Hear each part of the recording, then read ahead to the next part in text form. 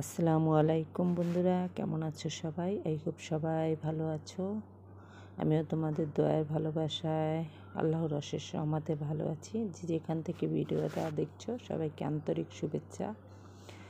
চলে আসলো আমের সিজন। এখন তো কাঁচা আম বের হয়ে গেছে, সবাই আচার বানায়, শরবত বানায়। আমিও আজকে শরবত বানাবো, একটু অন্যরকমভাবে বানাবো। আর এই শরবতটা খেতে দারুণ মজা। একবার যদি কেউ খায় তাহলে এভাবেই বানায় খাইতে চাবে।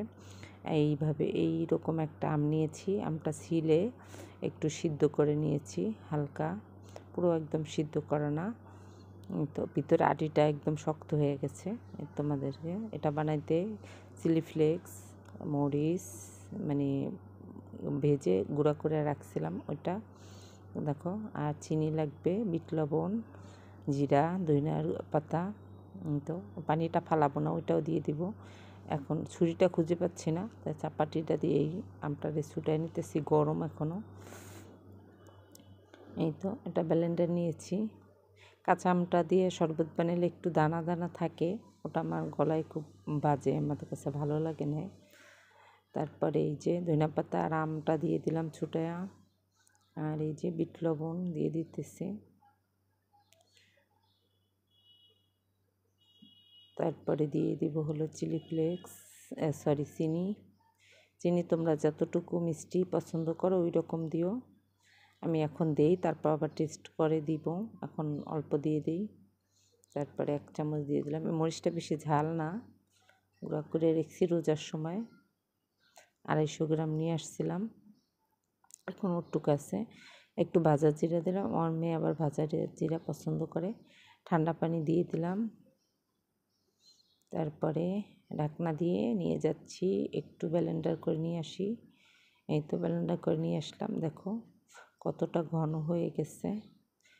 এত ঘন খেতে ভাল লাগবে না। এখন আমি একটা জগের ভিতরে ঢেলে নিব, একবারে মিশ হয়ে গেছে।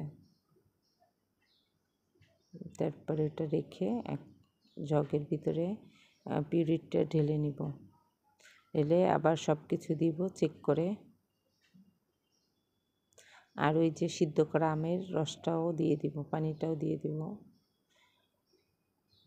ঠান্ডা খেতে খুব ভালো লাগে। তারপরে আমি বানিয়ে রাইখা দিছি, রাইখা পরে খাইছি, আরও বেশি ঠান্ডা হয়েছে। বরফ রাখি না ফ্রিজে, বরফ দিলে ভালো হতো। আর একটু চিনি দিয়ে দিই, প্রায় 1/2 কাপের মতো চিনি লাগছে আমার। এবার একটু মরিচও দিয়ে দিতেছি, ঝাল হয় না, একটু ঝাল ঝালও ভালো লাগবে। আর একটু দিয়ে দিতেছি জিরার গুঁড়া, এটা ভাজা জিরার গুঁড়া। তারপরে একটু লবণ লাগবে, লবণটা দিয়ে দিতেছি। এখন চামচ দিয়ে ভালোভাবে চিনিটা মিশিয়ে নিব, তারপর চেক করে দেখব লবণ মিষ্টি ঠিকঠাক আছে কিনা। কাঁচা তো, আর আমরা প্রচুর টক ছিল। জানি না এটা কী আম, আসলে আমের নাম সম্পর্কে আমার কোনো আইডিয়া নেই, কোনটা কী আম নাম জানি না আমি ওরকম। একমাত্র ল্যাংড়া আর ফজলি আর আম্রপালি, এই 3টাই চিনি আমি। বাকি কী কী আম বলে, হিমসাগর, ওটা আমি দেখে বুঝতে পারবো না কোনটা কী আম। একটা গ্লাসে পরিবেশন করে নিচ্ছি। ঠিক আছে, লবণ টক সব কিছু। একটা ধনেপাতা দিয়ে দিতেছি।